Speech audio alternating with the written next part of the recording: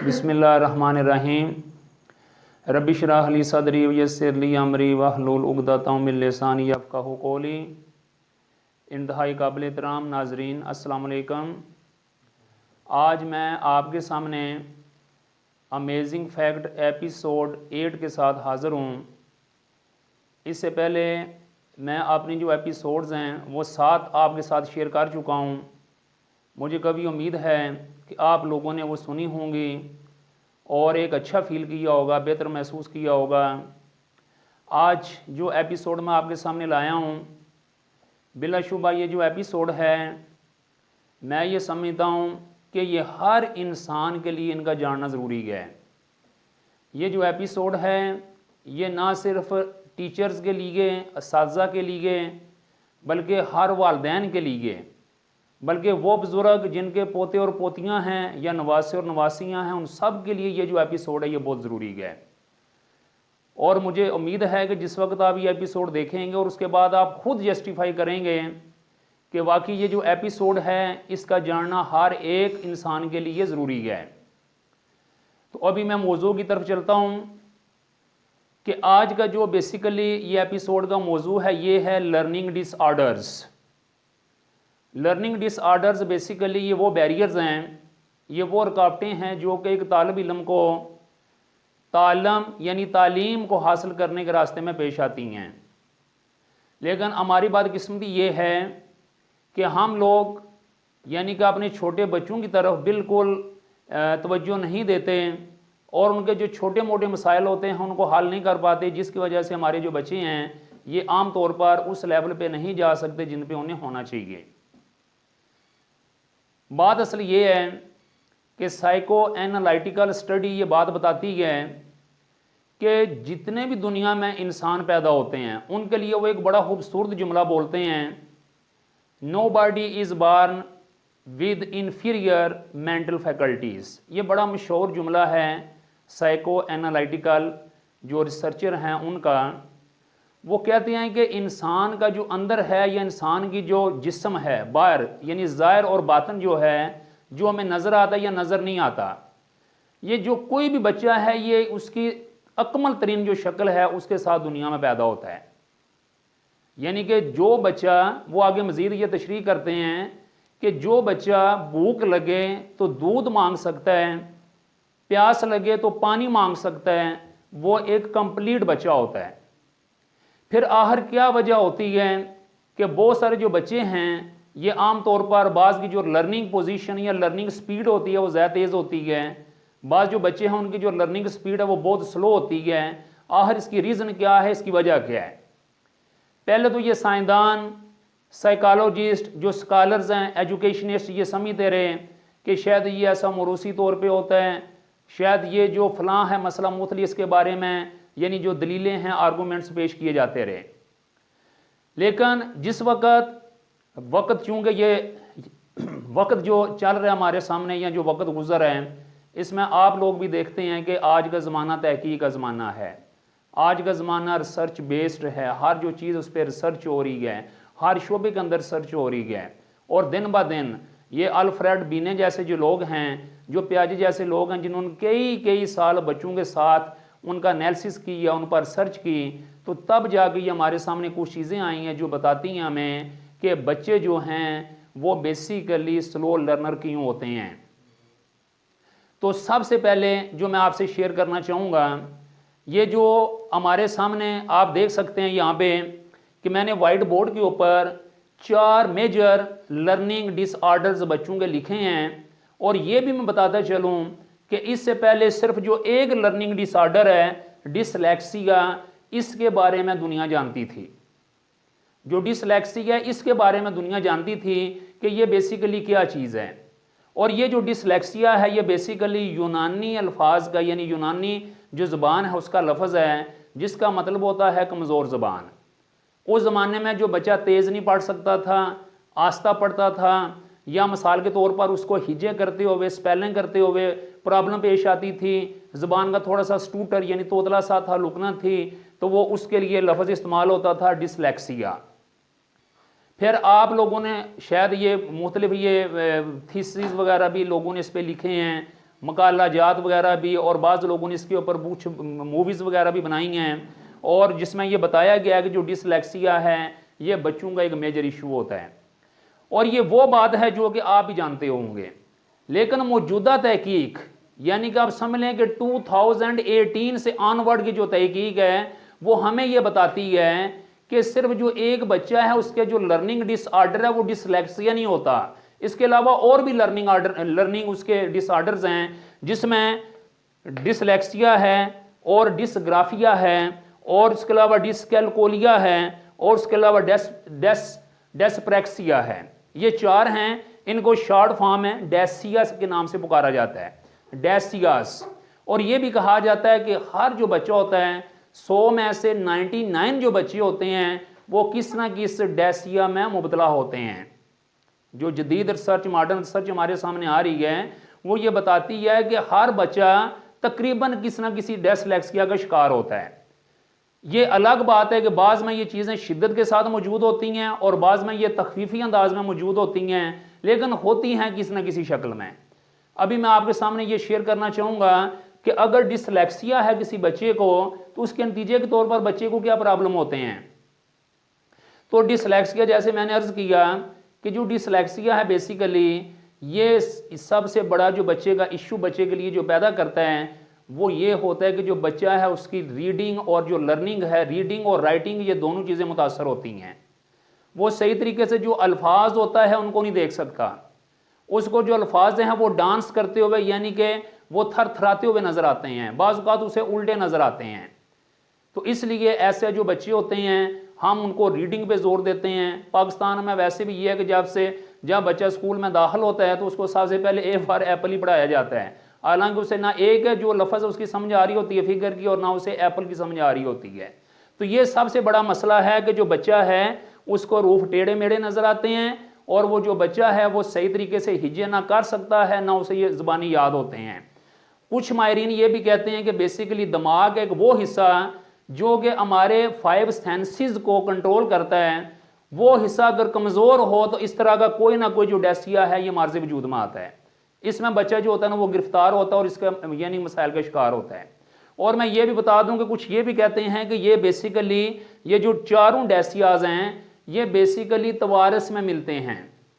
اور اس کی جو دوسری یعنی کہ جو اس کی شکل بتائی گئی ہے وہ یہ بتائی گئی ہے کہ یہ نروز ڈس آرڈر کی وجہ سے بھی ایسا ہوتا ہے، کیونکہ انسان کا جو پورے کا پورا جسم جو ہے وہ ظاہر اس کے اندر یعنی کہ جو دماغ آپ کو پتہ ہے برین کنٹرول کر رہا ہوتا ہے، تو کس نہ کس جو نرو ہے اس کا ڈس آرڈر کی وجہ سے ان 4 میں سے کوئی نہ کوئی جو ڈیسیا ہے اس کا شکار بچہ ہوتا ہے۔ اور اس کا جو سلوشن ہے وہ آپ کو میں اینڈ میں جا کے بتاؤں گا کہ ان سب کا سلوشن کیا ہو سکتا ہے۔ دوسری جو بات ہے وہ ہے ڈسگرافیا۔ ڈسگرافیا یہ ہے کہ ایسے بچے مختلف قسم کی جو شکلیں ہیں اس میں تمیز نہیں کر سکتے، گرافیات پکچرز یعنی کہ تصویروں میں فرق نہیں یعنی کہ جان سکتے۔ مثال کے طور پر کون سی تصویریں، جیومیٹریکل جو پکچرز ہوتی ہیں، جیسے یہاں تک کہ جو ریکٹینگل ہوتا ہے اور جو سکیئر ہوتا ہے اس میں بچہ فرق نہیں فیل کر سکتا۔ اسی طرح جو کوادریلیٹرل ہوتا ہے اور اس کے ساتھ جو ٹرائی اینگل ہوتا ہے اس میں بچہ فرق فیل نہیں کر سکتا۔ پھر اسی طرح بعض کا جو چھوٹے حروف کا انگلش کا بی اور ڈی ہوتا ہے اس میں فرق فیل نہیں کر یعنی کہ وہ اس میں وہ فرق جو ہے وہ نہیں سمجھ سکتا۔ تو اس طرح کا یعنی کہ مثال کے طور پر جو بچہ ہے اس کو تصویروں میں، اور یہاں تک کہ ایسا بچہ جس بندے سے ایک بار ملتا ہے دوبارہ اسے نہیں پہچان سکتا، یعنی کہ یہ واقعی فزیکل یعنی کہ جو سچویشن ہے اس میں بھی یہ لوگوں کی جو تصویریں ہیں، اور ایسے بچے زیادہ دیر لوگوں کی تصویریں بھی یاد نہیں رکھ سکتے۔ تو یہ بھی ایک بہت بڑا مسئلہ ہے بچوں کے لیے کہ بچے جو ہیں یہ مرغی یا مثال کے طور پر بطخ ان کی شکلیں یاد نہیں رکھ سکتے، گائے اور بھینس کی جو شکل ہے اس کو ذہن میں نہیں رکھ سکتے، تو یہ بھی ہوتا ہے ڈسگرافیا ہوتا ہے۔ اس کے بعد ہے ڈسکیلکولیا۔ یہ جو ڈسکیلکولیا ہے بیسیکلی یہ کہا جاتا ہے کہ یہ ہر انسان میں کسی نہ کسی شکل میں موجود ہوتا ہے۔ مثلا ڈسکیلکولیا کیا ہے، اس میں جو بچہ ہے وہ میتھ کے جو سوال ہیں خاص طور پر جو 4 بیسک آپریشنز ہیں، جس کو پلس، جس کو مائنس کہتے ہیں، جس کو ڈویژن کہتے ہیں، ملٹیپلیکیشن کہتے ہیں، یہ جو 4 بیسک آپریشنز ہیں اس میں بچے کو سمجھ نہیں آتی۔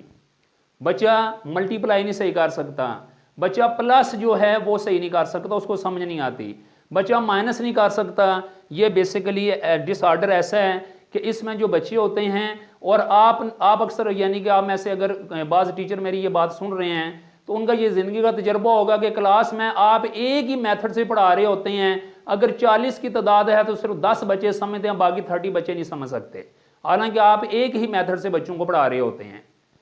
تو اگرچہ اس میں اور بھی چیزیں ہیں ایجوکیشن پوائنٹ آف ویو سے، لیکن اس میں یہ بھی ہے کہ یہ ڈسکیلکولیا جو ہے ہر بچے کے اندر کسی نہ کسی شکل میں موجود ہوتا ہے، جس کی وجہ سے جو میتھ ہے اس سے بچے پیچھے رہتے ہیں. اور بالخصوص جب میں نے یہ آرٹیکل پڑھا تو انہوں نے بولا کہ یہ جو ڈسکیلکولیا ہے یہ برے صغیر پاک ہند کے اندر جو سٹوڈنٹس ان کے اندر یہ زیادہ پایا جاتا ہے.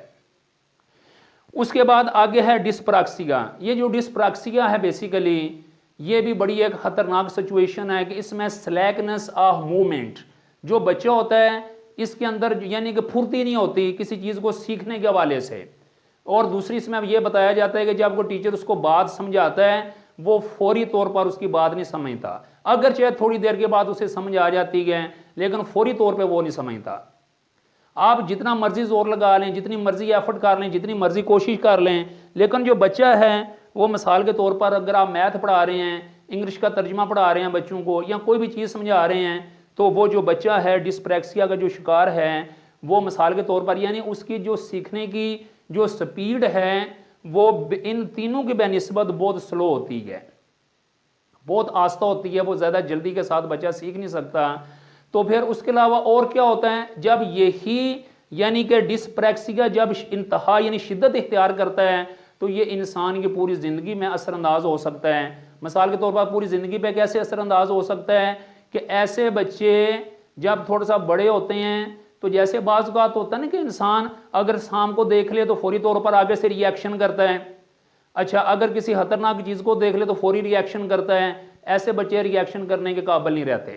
یعنی کمزور ہوتے ہیں. اور بلکہ کمزور نہیں ہوتے بلکہ ایک جگہ پہ یہ سٹیٹک جامد ہو جاتے ہیں. جیسے کوئی فیئر سامنے آتا ہے اس کو دیکھ کے یہ بالکل سٹیٹک ہو جاتے ہیں. ایون کہ اگر انہیں کوئی گولیاں چل رہی ہوں گولیاں تو وہاں پر یعنی بلٹس جا رہی ہوں، فائرنگ ہو رہی ہو، تو اس دوران بھی یہ کیا ہو جائیں گے، بالکل شن ہو کے کھڑے ہو جائیں گے اور یہ کچھ فیصلہ نہیں کر پائیں گے کہ واٹ شوڈ آئی ڈو، مجھے کیا کرنا ہوگا.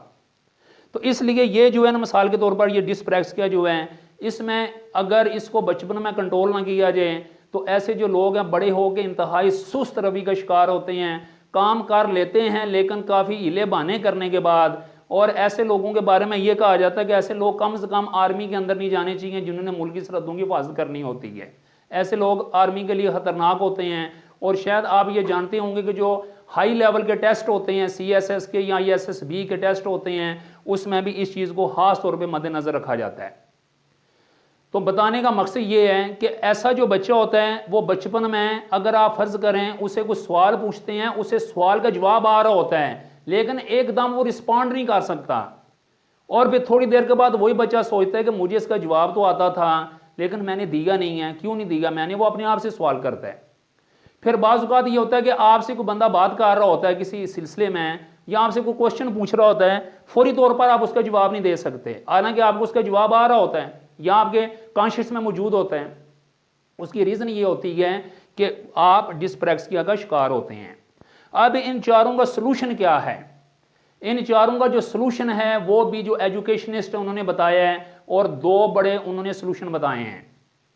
There are two major solutions of these disorders. اور وہ دو سلوشن کیا ہیں؟ نمبر 1 جو سلوشن ہے وہ یہ ہے کہ بچے کو مار سے نہیں پیار سے پڑھانا چاہیے،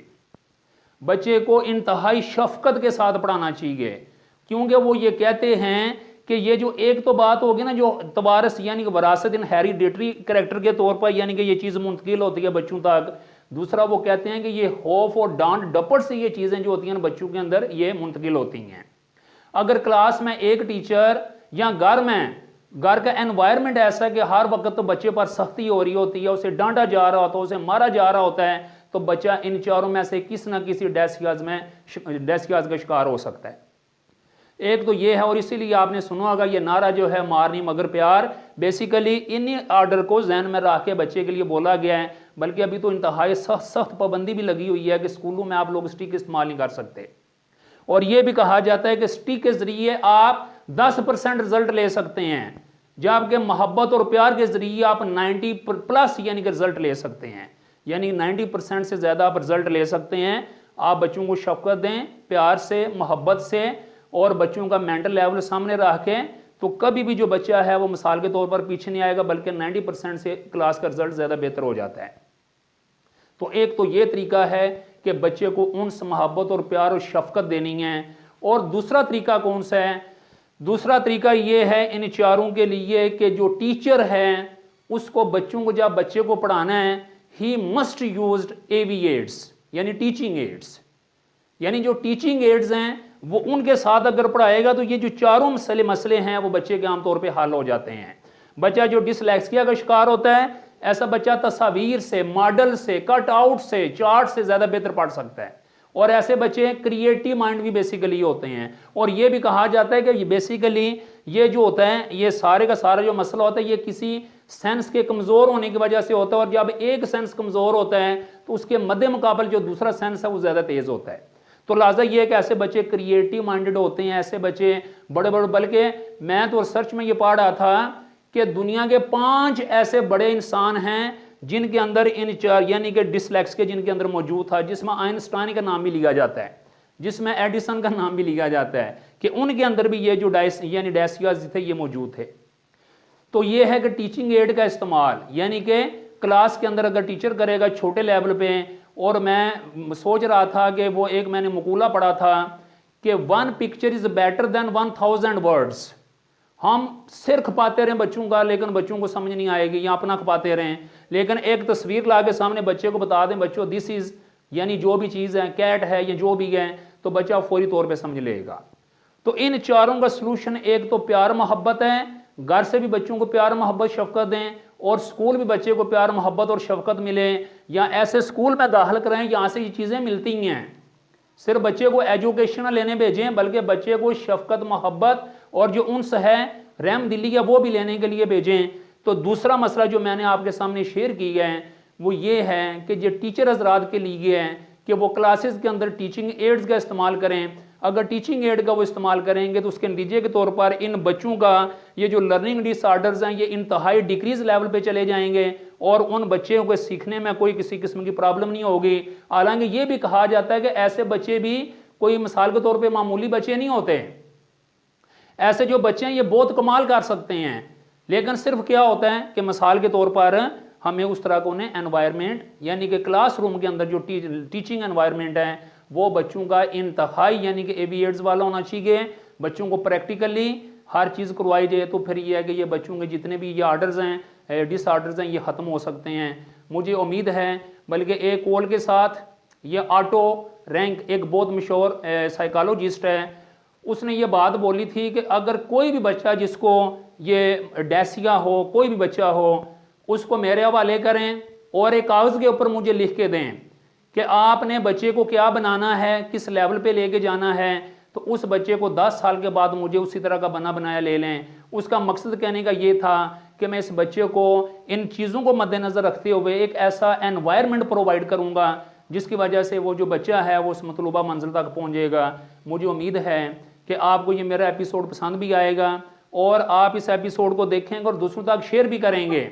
اور اگر ہو سکے تو اس چینل کو سبسکرائب بھی کریں گے۔ میں نے 8 امیزنگ فیکٹ آپ کے سامنے شیئر کر دیے ہیں، اگر بیچ میں کوئی مسنگ ہے تو آپ لوگ دیکھ سکتے ہیں۔ انشاءاللہ تعالیٰ آپ کو ہر ایک آپ جو بھی دیکھیں گے اس میں آپ کو ایک نئی چیز ملے گی، ایک نئی ریسرچ ملے گی۔ تو انشاءاللہ تعالیٰ مجھے کبھی امید ہے کہ آپ اس معاملے میں مجھے مایوس نہیں کریں گے اور آپ یہ دوسروں تک پہنچائیں گے۔ Thank you very much. اللہ حافظ۔